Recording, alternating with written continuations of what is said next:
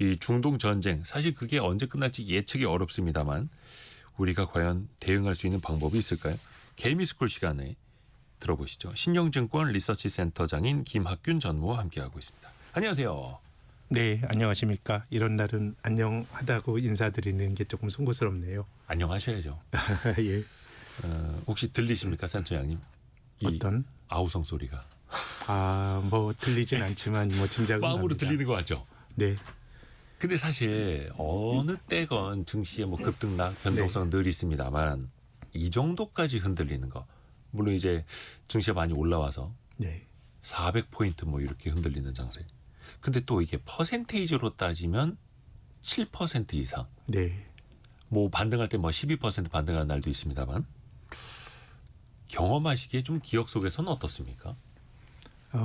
뭐 지금 지난주에 기록했던 하루 하락률이 뭐 사상 최고치라고 하니까 뭐 네. 저도 처음 보는 현상인데 근데 9.11 테러 직후나 아니면은 2008년 금융위기 직후나 코로나 팬데믹 국면에서 뭐 크게 보면 비슷한 일이 뭐 지금이 제일 크긴 합니다만은 비슷비슷하게 나타나는 것 같고 뭐 오늘의 경우도 일본이 니케이 225 지수가 지금 한 6.5% 10시에 개장한 우리 시간으로 대만 가권 지수가 한 5.5% 정도 조정받고 있으니까 역시 뭐 중동 이슈로 동북아 증시가 굉장히 큰 영향을 받는 것 같고요.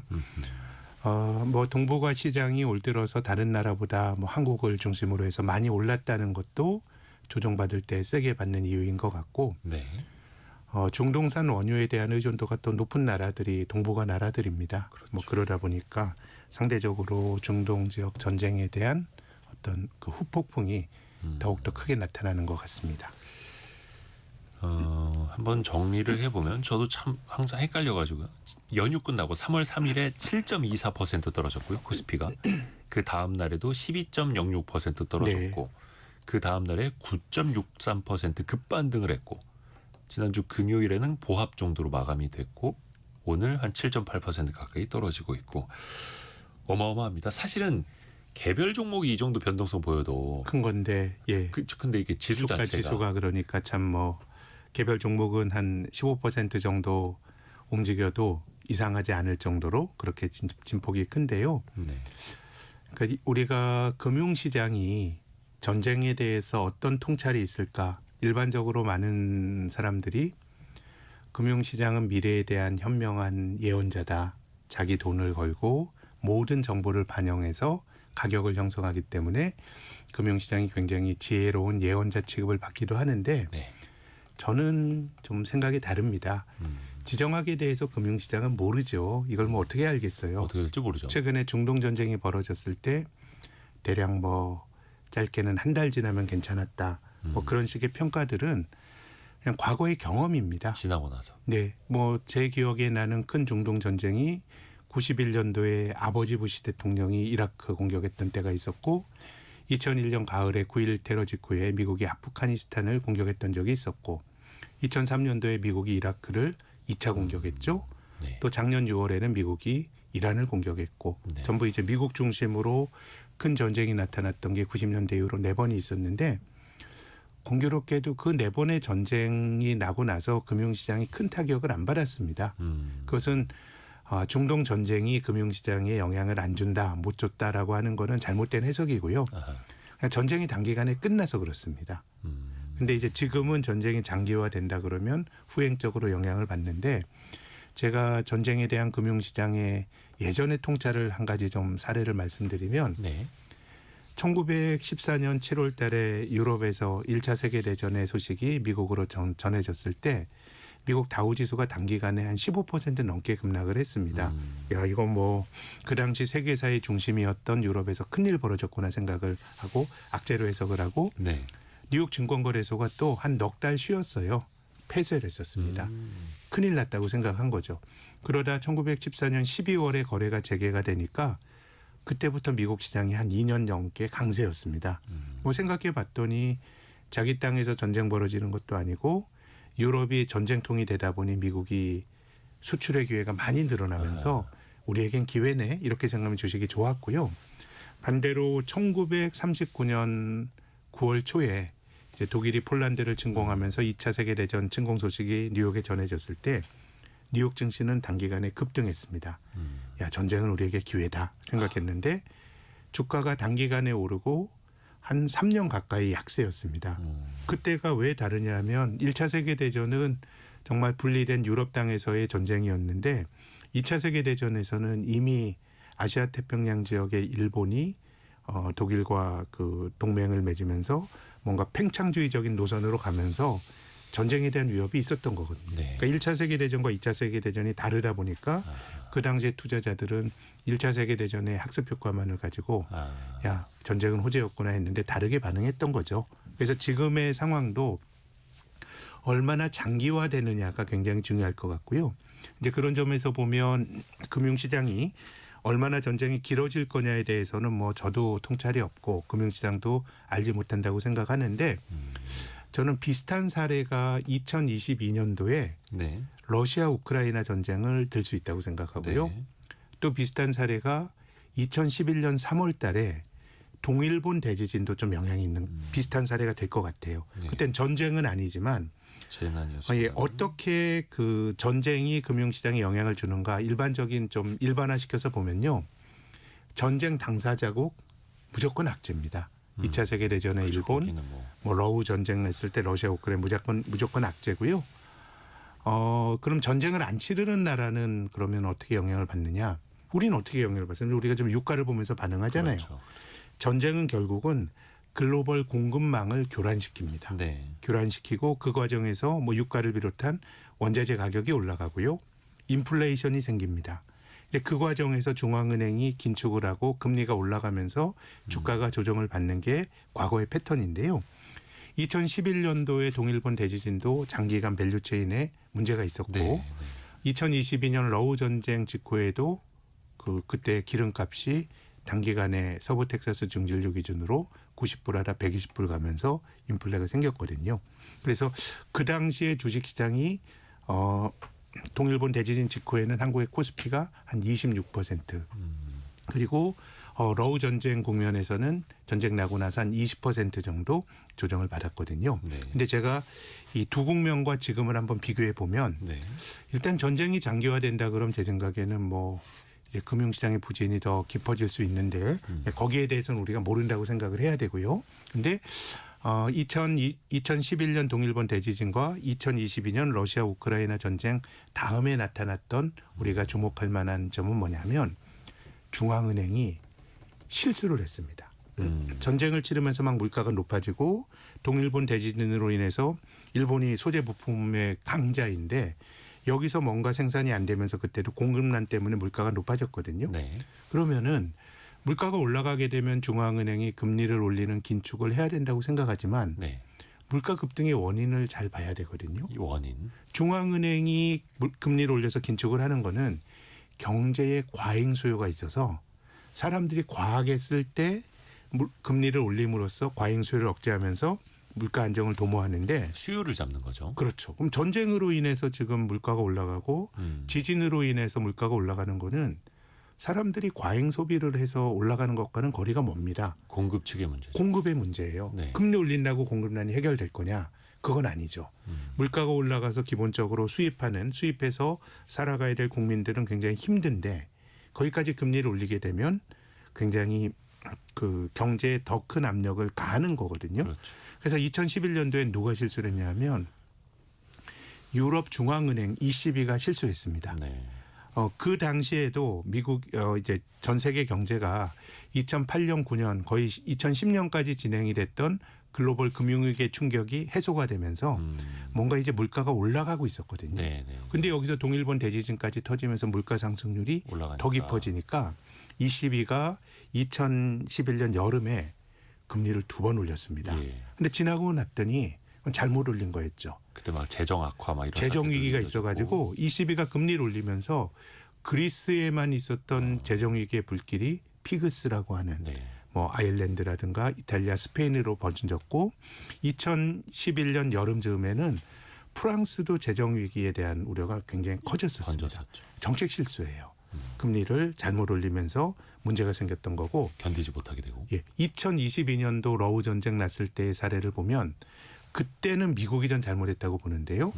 미국의 물가가 이미 2022년 2월 달에 전쟁 나기 전부터 2021년 하반기부터 올라가기 시작했습니다. 흔들대고 있었죠. 워낙 푼돈이 많았으니까. 네, 그래서 그 당시에 미국의 소비자 물가 지수가 전쟁 나기 전에도 한 6%, 7% 정도 가 있었는데 그 당시에 연준 의장이었던 파월 의장이 금리를 안 올렸어요. 일시적일 거라고. 제가 말씀드렸던 그런 논거였죠.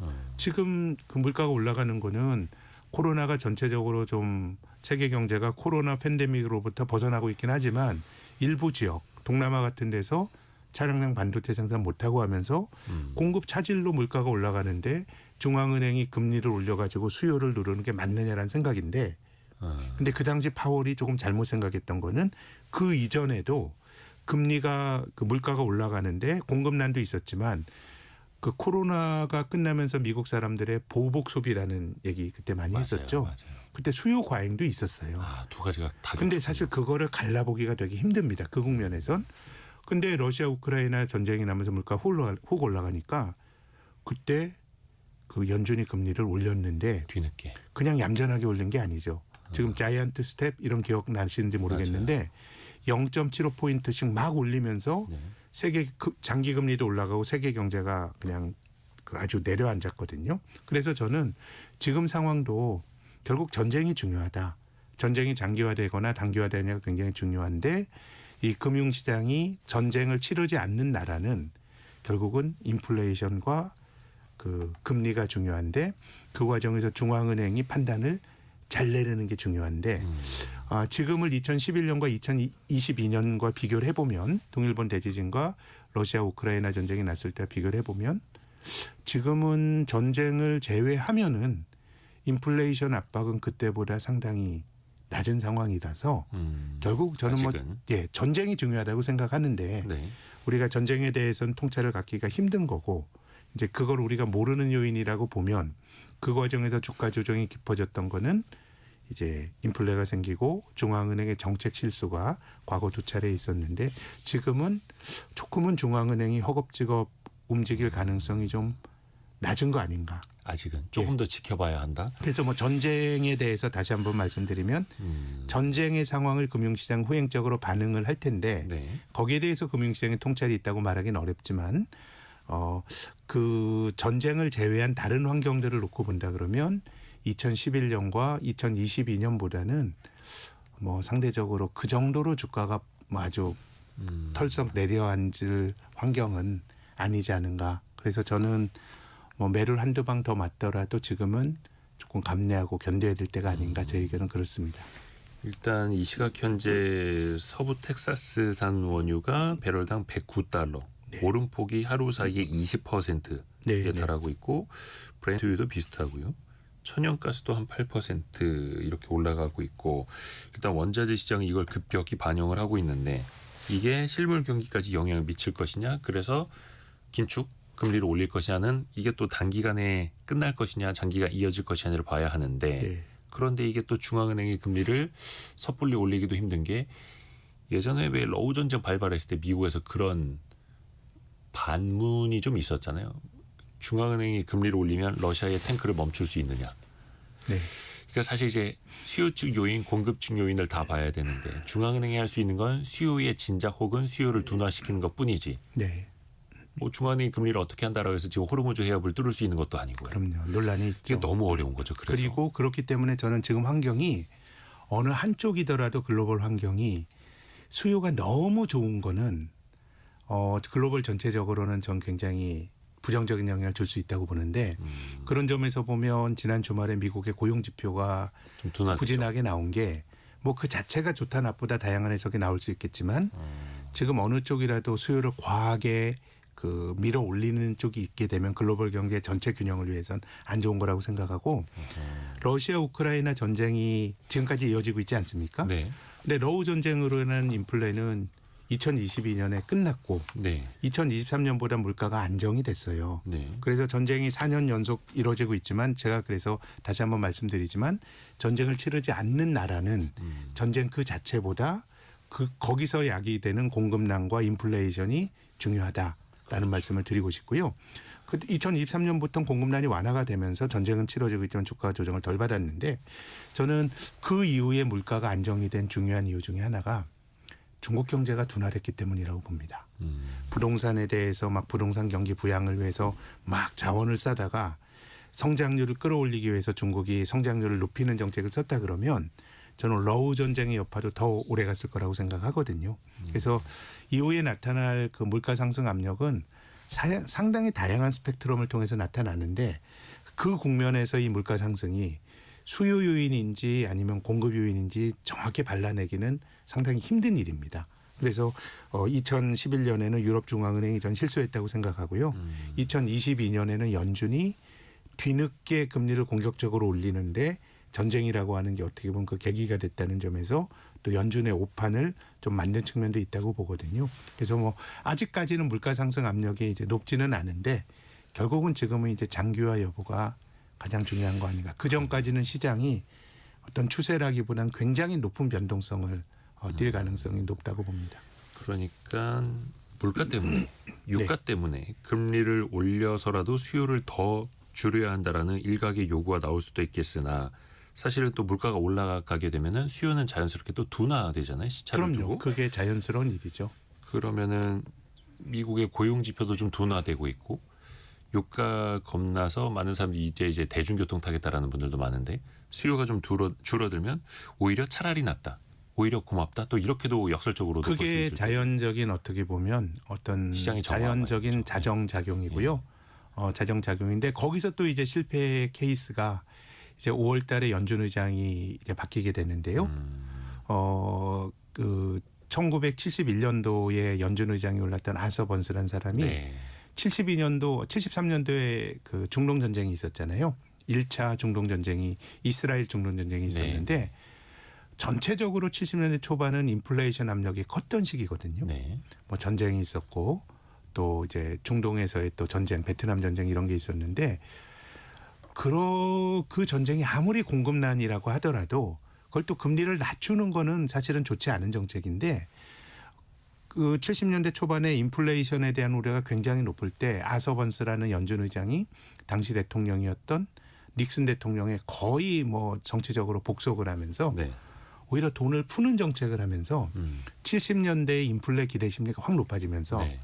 지금 진행자께서 말씀하신 것처럼 이유가 뭐든지 간에 그 가격이 높아지게 되면 수요가 줄어들면서 물가가 잡히는 효과가 있는데 거기서 연준이 인플레이션 기대 심리 관리를 실패하면서 70년대 내내 인플레가 지속이 된 적이 있거든요. 그래서 이제 중앙은행의 행동이 되게 중요한데 이건 뭐 제가 하나의 상상인데 트럼프의 의중을 잘 따르는 새로운 연준 의장이 들어와요. 이 사람이 그것이 공급의 요인이건 아니면 다른 요인이건 간에 물가가 불안하게 움직이는데 금리를 만약에 낮추거나 네. 완화적으로 간다 그러면 제 생각엔 그건 다른 측면에서의 이 중앙은행의 정책 미스로 인한 인플레이션 장기화 시나리오가 만들어질 수도 있는 건데 근데 어쨌든 지금은 아무튼 전쟁을 제외하면 물가 상승 압력이 과거 좀 어수선했던 때보다 낮다라는 거는 제 생각에는 2011년도, 2022년보다 글로벌 시장이 저는 충격을 좀 덜 받지 않을까 뭐 그런 정도의 전망과 기대를 갖고 있습니다. 그래서 아직은 최악으로 치달을 그런 상황은 아니라는 말씀으로도 해석이 되고요. 다만 중요한 건 이 전쟁이 얼마나 더 길어지느냐, 네. 트럼프 대통령의 말처럼 단기간에 끝날 수 있을 것이냐를 봐야 하는 거고요. 그 당장 이제 시장이 많이 좀 혼란스럽다 보니까 정부에서도 이제 적극적으로 대응을 합니다. 예를 들어서 100조 원 규모의 시장 안전 프로그램. 근데 이게 증시에 직접적으로 뭔가 주식을 사주면서 떠받치는 그런 개념은 아니고 그런 돈은 아니죠. 예. 약간 좀 산업적으로 좀 이해를 해야 될까요? 뭐 예전에 뭐 채권 안정 기금이나 이런 거 이제 금리가 올라갈 때 나름의 이 코로나가 아니었죠. 레고랜드 사태 네. 그랬을 때 코로나 때도 물론 이제 그런 식의 자금이 있었고요. 이제 지금은 뭔가 이제 시장의 변동성이 크고 투자자들이 아주 당혹스러울 때 뭐 나름의 어떤 뭐 안전판을 마련하고 이런 것들은 좀 뭐 할 수 있다고 생각은 하는데 이 현상 자체가 뭐 글로벌한 현상입니다. 네. 글로벌한 현상이기 때문에 어느 정도는 감내해야 될 속성이 있는 거 아닌가 싶습니다. 증시 안정 프로그램은 말 그대로 시장에 돈이 돌지 않을 때 누구도 돈을 빌려주지 않거나 내 돈 다 가져와라고 만기 때 회수만 한다면 큰일 나니까 그럼요. 그럴 때 좀 더 이제 돈이 돌도록 그럼요. 혈액순환을 시켜주겠다 이런 개념으로 돈이 안 돌게 되겠죠. 되면 멀쩡한 기업이나 경제 주체도 어려움을 겪을 수가 있는 거거든요. 근데 왜 그 증안 펀드, 증시 안정 펀드 이야기도 예전에 뭐 코로나 팬데믹 때도 이야기 나왔잖아요. 물론 집행이 된 적은 없습니다만. 네. 근데 6,300 갔다가 5,000 초반까지 밀렸다라고 해서 증시 안정 펀드까지 가동을 해야 하느냐 이것도 참 딜레마일 것 같습니다. 뭐 어느 시점에 시장에 개입하느냐는 뭐 늘 좋은 뭐 고민이 되는 건 텐데, 네. 네, 뭐 이것도 뭐 주가 떨어지는 게 뭐 정당화된다, 뭐 사실 시장에 그런 건 없는 거고요. 뭐 나타날 수 있는 일로 봐야 될 것 같아요. 이런 시장의 변동성에 대해서 정책이 일일이 대응하기는 어렵고, 이 역대 그 주식시장 부양책 중에서 가장 강력한 부양책은 1989년도에 12.12 증시부양책이라는 게 있었거든요. 롯데호정권 때인데요. 네. 그때 뭐 얌전하게 뭐 출자금을 금융기관으로 받아서 증한 펀드를 만드는 게 아니고 한국은행이 발권력을 동원해 가지고 예. 그 당시에 그 투자신탁이라고 하는 서울에 재경 소위 삼투신이 있었거든요. 한투, 뭐 국투 이런 삼투신이 대투, 대투. 삼투신이 있었는데 그냥 중앙은행이 거의 뭐 무차별적으로 무제한적인 차입을 해서 주식 사라 그랬는데 결국 못 막았고 결국 그 회사들이 망했죠. 지금은 주인이 바뀌어가지고 운영되고 있습니다만은 그 당시에 그 한은으로부터 차입해서 주식을 샀다가 그때 주가 지수가 900, 1000이었었어요. 네. 근데 뭐 장기적으로 외환위기 때 280까지 떨어지다 보니까 빚내서 산 주식이 전부 다 그 평가손이 발생하면서 회사들이 망했기 때문에 여러 가지 뭐 변동성을 줄이기 위해서 여러 고민하는 건 저는 뭐 그건 공무원들의 몫인데 어느 정도는 또 시장에서 또 벌어지는 또 자생적으로 돌아가는 메커니즘이 있는 것 같고 그걸 정책을 통해서 막기는 좀 힘든 것 같습니다. 그렇죠. 그 부작용을 생각하지 않을 수 글로벌은 현상이라고 생각해야죠. 예, 한국만 그런 건 아니니까요. 발권력을 동원을 해서 그리고 금융기관들이 차입을 통해서 주식을 사더라도 그렇게 힘든데 개인 투자자들도 요즘에 차입 많이 하지 않습니까? 신용융자 사상 최대치 가고 네. 있고 또 최근에 보면은 2월 말에서 3월 초 사이에 그러니까 증시가 좀 흔들릴 때 마이너스 통장 1조 3천억 원 정도의 마이너스 통장이 열렸다고 합니다. 대충 유추가 되지 않습니까? 그러니까 지금 뭐 이제 주가라는 게 이게 아무리 강세장이더라도 저는 이번 강세장에서 지금 우리가 3월 초에 경험하고 있는 이 소란이 네. 뭐 굉장히 저는 휘발성이 있다고 봐요. 아래쪽 윗은 다 기회가 열려 있는데 만약에 전쟁이 단기간에 끝나고 이게 수습이 된다 그러면 우리가 3월 초에 기록했던 뭐 사상 최고의 하락률 이런 것도 지나고 나면 기억도 못할 아주 그 파도에 누군가가 잔잔한 호수에 돌을 던져서 나타났던 일시적인 파장일 수도 있다고 생각하는데 근데 주식 투자가 좋은 거는 저는 만기가 없기 때문이라고 생각해요. 네. 주식 사서 손해 봤더라도 네. 그래서 저는 그 기자분들이 주가 떨어졌을 때 뭐 200조 원 증발 이런 거 정말 안 좋은 기사라고 생각해요. 주가 떨어진 거죠. 네. 그 직전에 뭐 1000조 원 넘게 늘어났다가 내 돈이 손실 보는 거는 내가 팔아야지 손실이 되는 거예요. 나쁠 때는 주식 팔지 않고 견디는 것도 저는 투자자가 견제해야 될 중요한 태도라고 생각하거든요. 근데 외상으로 주식을 사게 되면 못 이 기다리죠. 만기가 있는 거죠. 또 금융회사들에게 주식을 빌려서 미수나 신용으로 주식을 사게 되면 알아서 또 반대 매매를 통해서 포지션이 청산이 될 수도 있기 때문에 이 투자라고 하는 거는 저는 절대적으로 치명상을 안 입는 게 절대적으로 중요한 게임인 것 같습니다. 우리 시장이 지난 1년 동안 1년도 아닙니다. 작년 4월부터 좋았으니까 강세장이 채 1년도 지금 지생이 된 건 아니지만 그 이전까지 시장이 얼마나 어려웠어요.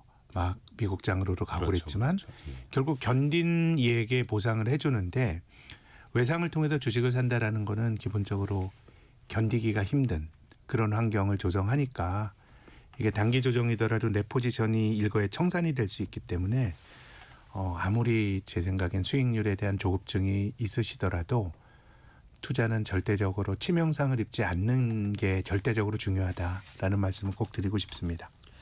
조금 전에 서킷 브레이커가 발동이 됐다 우리 청취자분들이 알려주셔서 제가 지금 막 검색을 하고 있습니다. 아직 기사는 안 나왔는데 한 번 더 체크를 해보겠습니다. 안진수님 그리고 3000 쓰시는 분이 서킷 브레이커 발동됐다고 말씀해 주셨는데 체크해 볼게요. 그만큼 시장의 변동성은 커지고 있고 또 많은 분들이 놀라셔서 주식을 던지고 있고 뭐 코스피가 현재 한 8.1% 빠지고 있으니까요. 서킷 브레이커 발동될 수 있는 또 요인은 돼가고 있네요. 언제까지 갈지 모르니까 사람들이 사실은 던지는 행위들이 나타나는 건데 아침에 만난 어떤 분이 그 얘기하더라고요. 워런 버핏이 산 주식을 사서 기다리고 있었는데 너무 안 올라서 힘들어서 팔았다고. 근데 네. 그게 에너지 정유 관련주였거든요. 근데 최근에 많이 올라 더 힘들다고 마음이. 근데 사실 왜 사람들이 그런 거 있지 않습니까? 당장 언제까지 뭐 내가 어디 갖다 줘야 하는 돈이거나 갚아야 하는 돈이면 만기가 있겠습니다만 말씀하신 것처럼 만기가 없으면 힘든 건 마음뿐일 수 있잖아요. 그럼요. 그래서 돈의 성격이 투자 성패를 결정적으로 좌우하고요. 우리가 지난 2월 말까지 시장이 굉장히 좋았는데 네. 저는 그거 굉장히 예외라고 생각합니다. 뭐 주식시장은 장기간 투자하게 되면 보답을 줬지만 그 작년 4월부터 금년 2월까지 거의 뭐 고속도로를 달리듯이 했던 것은 예외고 네. 또 어떤 면에서는 저는 대부분의 경우는 주식 투자의 한 60~70%는 주식 투자를 함으로써 우리가 직면해야 될 일종의 비용은 지불해야 될 비용은 굴욕감을 견디는 거예요. 나쁠 때 내 주식 안 오르고 남의 주식 올라가는 것도 참고 견디고 뭐 결국 기다리면 보답을 하는 건데 그렇게 본다 그러면 아무튼 내 돈의 만기를 자꾸 만드는 거는 그거는 좋은 투자 습관은 아닌 것 같고 그렇게 투자를 하다 보면 한 6~7번 잘하더라도 한 번 실패하면은 그게 치명상을 받을 수도 있는 거기 때문에 지금 이제 주가가 급등락을 하기 때문에 또 손해를 보신 분들은 이걸 빨리 회복하려고 또다시 또 레버리지 투자를 고려하실 수 있을 텐데 저는 그런 거는 늘 장기적으로 보면 자신의 투자 승률을 낮추는 그런 투자라고 생각합니다. 코스피가 이제 8% 넘게 낙폭이 커지면서 서킷 브레이커가 발동이 됐고요. 이거는 사이드카랑 다르게 실질적으로 매매 거래가 20분 동안 중단이 되죠. 사이드카는 프로그램 호가만 잠시 멈출 뿐인데 서킷 브레이커는 아예 주식 거래 자체가 20분간 중단이 되죠. 해서 한 10시 한 50분 좀 넘어야 거래가 다시 재개될 걸로 보이네요. 그만큼 좀 혼란스러운 상황이라는 거고 또 현재까지 또 뉴스 많이들 들어와 있는데요. 한번 중간에 뉴스 한번 정리해드리고 김학균 센터장과 증시 관련된 이야기 계속 이어가겠습니다. 라디오 정보센터 다녀옵니다. 코스피가 이란 사태 여파로 급락하면서 프로그램 매도효과 일시효력 정지, 매도 사이드카가 발동했습니다. 국제유가가 100달러를 돌파한 가운데 원달러 환율은 1,490원대로 출발해 16년 만에 최고 수준에서 움직이고 있습니다. 관세청이 환전 영업자 불법 행위에 대한 집중 단속을 실시해 31개 환전소에서 위법 행위를 적발했습니다. 중동 사태 여파로 아랍에미리트에 체류하던 우리 국민 203명이 정부가 마련한 첫 전세기를 타고 오늘 새벽 귀국했습니다. 이재명 대통령이 최근 중동 사태와 관련해 이란 체류 한국인의 대피를 도운 투르크메니스탄과 싱가포르에 감사 서한을 보냈습니다. 지금까지 라디오 정보센터 뉴스 정원나였습니다. 성공예감 이대호입니다. 10시 37분 현재 함께하고 계시고요. 개미스쿨 코너 신영증권 리서치 센터장인 김학균 전무와 이야기 계속해서 이어가겠습니다. 저희가 앞서 일부 오늘의 경제뉴스 시간에 최근에 그 ETF 사신 분들이 네. 이게 원금이 보장되는 줄 알았다. 혹은 물론 이제 ETF를 잘못 광고하시는 네. 분들도 있거나 회사나 이런 잘못도 있겠으나 투자를 이제 처음 하시는 분들의 자금이 또 급거 많이 들어오고 있잖아요. 최근에 고객 예탁금, 네. 그러니까 주식 대기성 매수 자금이라고도 볼 수 있는 게 130조를 넘어섰고요. 좀 어떻게 보세요? 최근에 이 머니무브? 지금 새 돈이 1월 한 중후반부터 정말 많이 들어오고 있습니다. 지금 이제 주식시장으로 돈이 들어오는 경로가 증권회사에 내가 주식 살려고 돈을 맡기는 직접 투자 자금 이건 고객 예탁금으로 잡히고요. 네. 또 주식형 펀드로 들어오는 자금이 있습니다. 근데 지금 이제 주식형 펀드로 들어오는 자금이 소위 액티브 펀드라고 하는 이제 펀드 매니저들에게 내 돈 알아서 잘 운용해 주세요. 하는. 이런 쪽으로는 돈이 거의 안 들어오고요. ETF 쪽으로 돈이 많이 들어옵니다. 기계적으로 투자하겠다. 네. 근데 작년에 1년 동안 그 이 두 가지 유형을 합쳐서 주식시장으로 돈이 들어온 게 한 14조 원 정도 됩니다. 네. 근데 이제 언론 같은 데서 고객 예탁금이 작년에 뭐 30조 넘게 늘었다 이런 보도 보셨을 거예요. 네. 근데 그 고객 예탁금은요. 실제로 들어온 돈의 양이 아니고요. 주식을 사기 위해 계좌 안에 있는 돈의 규모입니다. 증권 계좌에. 네. 그러면 작년도에 예탁금이 30조 늘었는데 거의 돈이 안 들어온 거는 개인 투자가들이 그만큼 주식을 팔아서 그렇습니다. 그렇죠. 주식을 팔게 되면 새 돈이 안 들어오더라도 그 돈을 안 빼가면 예탁금으로 늘어나잖아요. 네. 그래서 이제 고객 예탁금은 특정 시점에 있는 돈의 양이고 실제로 돈이 들어오고 나간 거는 따로 개인 매매랑 분리해서 봐야 되는데요. 그런 점에서 보면 작년에 개인 투자가들의 직접 투자 자금이 들어온 게 한 5천억 또 주식형 펀드로 들어온 게 뭐 한 13조 원 후반대 이렇게 들어왔는데 네. 금년 들어서 3월 4일까지 이 개인 투자가들 직접 투자 자금이 37조 원 정도 들어왔고요. 그 작년에 작년 들어온 14조인데 한 3배 가까이. 그게 2월 이상. 중순 이후로 확 들어온 거고 예, 예, 예. 또 주식형 펀드로 들어온 돈도 뭐 10한 4, 5조 들어왔어요. 그러니까 지금 돈이 2월 중순부터 들어오고 있고 이 돈이 어떻게 보면 코스피 5천 이상에서 지금 돈이 많이 들어온 건데 그러니까 근한 3주 사이에. 네. 과거에도 주가가 올라가야 후행적으로 돈이 들어오거든요. 그랬죠. 그건 뭐 늘 그런데 이번에는 작년의 주가 상승 속도가 너무 빨랐던 것 같아요. 2,300에서부터 뭐 4,500, 5,000까지 그냥 조정 없이 올라가다 보니까 돈이 들어올 틈이 없었다가 네. 지금에야 이제 들어오고 있고 그래서 지금도 상당히 고점 부근에 투자해서 좀 당황해 하시는 분들이 많으실 텐데 저는 뭐 제가 뭐 주가의 미래를 아는 사람은 없죠. 아는 사람은 없는데 주식 투자라고 하는 게 세상에 별의별 일이 다 있습니다. 그럼요. 전쟁도 있고 뭐 다 있고 뭐 그걸 통해서 장기적으로 보면 시장은 이제 무너지진 않았고 하기 때문에 앞서서 뭐 제가 여러 가지 이번 중동 사태에 대한 의견도 말씀드렸는데 아무튼 지금은 조급함이 어쨌든 투자자들에게 가장 큰 적이다라고 생각을 하셔야 되고 시장이 이렇게 급등할 때 어떻게 대처하냐? 대처를 못하죠. 이 변동성을 대처하려고 그러면 안 돼요. 네. 변동성을 어떻게 대처를 합니까? 물론 뭐 이제 단타 트레이딩 뭐 데이 트레이딩 하시는 분들이야 그런 방법이 있겠죠. 뭐 예. 그걸 이제 피하면서 이제 하시려고 하겠으나 네. 그 보통의 경우는 변동성은 내가 모른다고 생각을 해야 되고요. 그렇기 때문에 지금은 너무 짧게 움직이는 것보다 일단 모른다고 생각하고 무리한 포지션을 절대적으로 안 잡는 게 중요할 것 같고요. 뭐 예컨대 뭐 미수라든가 외상으로 주식을 사거나 내가 갚아야 될 차입을 통해서 주식을 사거나 이런 건 절대적으로 피해야 될 것 같고 기본적으로 지금 같은 경우는 주식시장에 뭐 꼭 사고 파는 게 대처가 아닙니다. 네. 모르는 상황에서는 좀 인내하고 견디는 것도 저는 뭐 투자라고 생각하거든요. 그래서 지금은 특히나 투자 처음 시작하시는 분들은 일단 조급함을 버려야 된다라는 말씀을 꼭 드리고 싶습니다. 그러게요. 5천 넘어서면서 처음으로 들어왔던 그런 투자 자금들들. 그러니까 주식 투자에 사실은 이제 ABCD 기초가 없이 그냥 요즘 많이 오른다는 것들만 종목만 적어서 증권사 가서 이제 사달라는 분도 정말 많으셨다라고 하고 이참에 공부하기는 참 좋은 시기가 되는 것 같긴 한데 길게 봤을 때요. 네. 또 이 전쟁이라는 외생 변수에서는 또 금융시장이 어떻게 반응하는가를 보는 것도 사실 인문학 수업이 될 겁니다. 이런 말을 하기가 좀 이제 다른 분들은 네, 제가 뭐 뭐라고 너무도 힘들긴 속상해하실 수는 한데 있겠으나 네, 시장이라고 하는 거는 정말 별의별 일을 다 겪으면서 그렇죠. 성장해 왔다는 걸 생각하셔야 됩니다.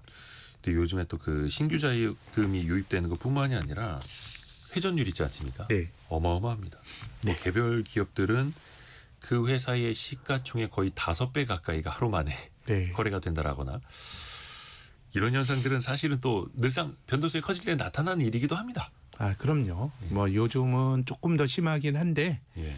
이런 일들이 사실 정도의 문제지 금융시장에서 전혀 못 봤던 일이라고 생각하시면 안 됩니다. 앞서 말씀드렸던 경우도 제가 러시아 우크라이나 전쟁과 동일본 대지진의 사례도 예기치 못한 외적 변수가 나타나서 꽤 나쁜 상황이 장기화됐던 사례들을 말씀드린 거예요. 중동에서는 이게 장기화되지 않고 짧게 끝났기 때문에 별일 없이 지나갔지만 뭐 그런 것들을 견딤으로써도 그런 것들을 경험하면서도 결국 시장은 이제 무너지지 않았기 때문에 제 생각에 지금 정도라 그러면 참 어렵겠습니다만은 좀 잘 견뎌야 될 국면까지 저는 시장이 밀린 거 아닌가 싶습니다.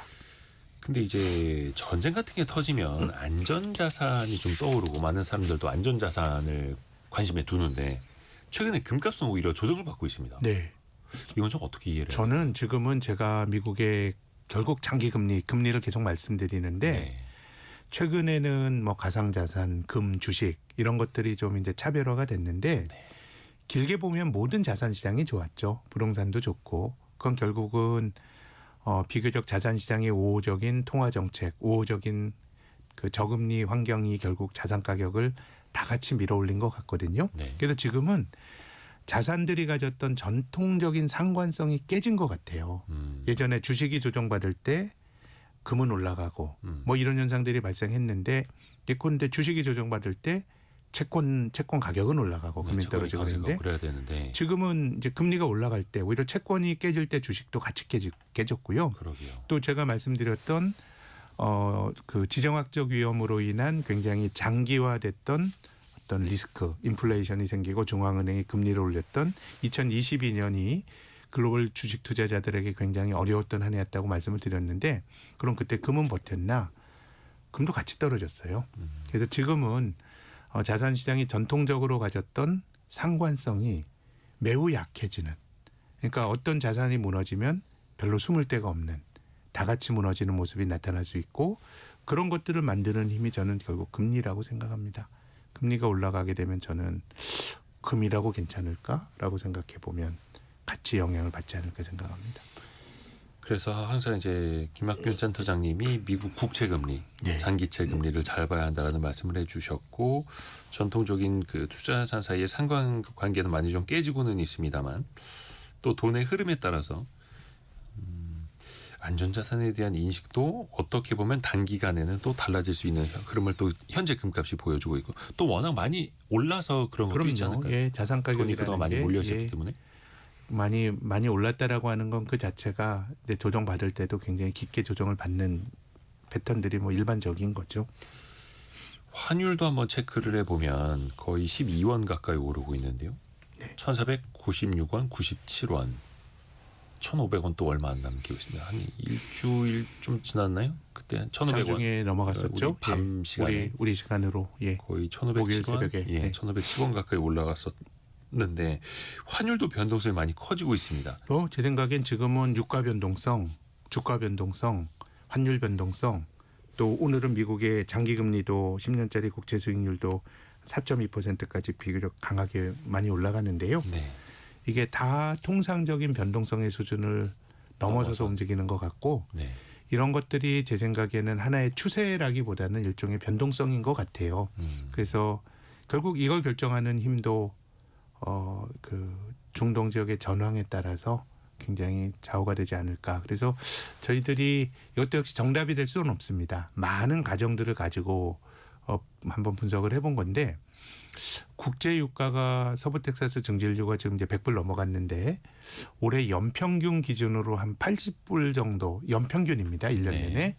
그 기준으로 80불 정도가 장기화된다 그러면 제 생각에는 글로벌 경제가 그냥 뭐 무난한 정도일 것 같고 이게 이제 그거보다 높아지게 되면 물가도 자극이 되고 그 과정에서 제가 말씀드렸던 중앙은행이 오판하거나 실수할 수 있는 그런 환경들이 이제 만들어지는데 그래서 뭐 이제 저희들이 보는 거는 어쨌든 연평균 80불 정도가 중요할 것 같은데 러시아 우크라이나 전쟁 때도 단기적으로 기름값이 90불에서 120불까지 갔습니다. 네, 네. 그리고 나서 이제 조정을 받으면서 인플레 압박이 좀 이제 완화가 됐기 때문에 지금은 어쨌든 이 전쟁이 장기화되는 거는 미국에게도 큰 부담이기 때문에 어쨌든 뭐 전황이 중요한데 저는 뭐 제가 중동의 지정학 전문가는 아닙니다만은 지금 뭐 가능성이 반반 다 열려 있는 것 같습니다.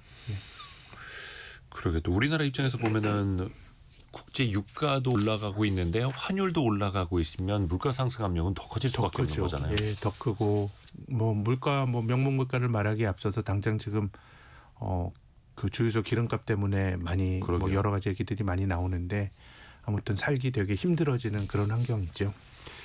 그 중동의 이야기를 조금 더 덧붙여 보자면 결국 핵심은 호르무즈 해협 봉쇄인데 그 오펙 산유국들이 증산을 하더라도 사실은 아무리 많이 만들어내도 물류가 안 되니 증산을 가격을 이제 떨어뜨릴 수가 없고 놔둘 수 있는 오히려 탱크가 없으니까 증산하기도 힘들죠. 오히려 그래서 이제 지금은. 예. 보관할 수 있는 탱크가 예. 모자라니까 감산을 오히려 하겠다라고 그런 하고 얘기들이 네. 근데 또 지금 감산을 해버리면 또 나중에 그걸 이제 즉시 또 증산을 다시 할 수 있을 것인가에 대한 네. 또 걱정도 있고요. 그래서 장기화가 문제일 것 같고요. 이건 뭐 저의 하나의 그냥 그 하나의 뭐 기대일 수도 있는데요. 저는 이렇게 그 유가 급등이 지속이 되면은 미국도 굉장히 힘들 거라고 생각합니다. 인플레이션이라고 하는 건 미국도. 예. 결국 부담이 될 텐데 이제 올 11월 달에 미국에 중간 선거가 있는데 이 인플레이션은 정치적으로 굉장히 정치인에게 부담이 되는 그렇죠. 일입니다. 트럼프 대통령 사실은 조 바이든 대통령의 그 물가 때문에 사실 정권이 넘어간 거죠. 그렇죠. 그걸 이제 책잡아서 이겼죠. 실제로 2차 세계대전 이후로 미국이 대통령 한 번 되면 대부분 연임합니다. 근데 연임 못한 대통령 76년도 카터에게 진 포드 대통령 인플레고요. 카터는 또 레이건한테 졌습니다. 인플레입니다. 아하. 또 92년 대선에서 클링턴한테 졌던 아버지 부시 인플레입니다. 네. 그때도 이 중동 전쟁 이후에 물가가 좀 불안했고요. 그다음에 이 재선 못한 사람이 트럼프 대통령인데 2020년 선거에서는 사실 뭐 딱히 뭐 인플레는 없었지만 그때 코로나 때 굉장히 뭐 코로나라든가 괴팍한 여러 가지 것들이 반영된 것 대처 같고 못하면서. 이번에 정권이 넘어간 것도 전 인플레이기 때문에 정치적으로는 되게 부담이 될 거고 경제학자들이 고통지수란 걸 만들었거든요. 아하. 실업률과 물가 상승률을 더한 겁니다. 실업률은 돈을 벌지 못하는 데서 오는 고통 그리고 물가 상승률은 내 돈의 상대적 가치가 구매력이 떨어지는 데서 오는 고통이니까요. 이게 장기화될지도 제 생각엔 좀 관심 있게 봐야 될 포인트 중에 하나라고 봅니다. 일단 트럼프 대통령은 일시적인 고통이다. 이란 네. 핵 제거가 끝나면 유가는 다시 하락할 거다라고 SNS에 글을 올렸습니다만 2022년 그렇게 시나리오죠. 되길 또. 단기간에 120불 갔다가 또 유가가 금방 떨어졌거든요. 신영증권의 리서치 센터장인 김학균 전무와 함께한 시간이었습니다. 도움 말씀 고맙습니다. 감사합니다. 감사합니다. 이 시각 현재 서킷 브레이커 걸려있는 코스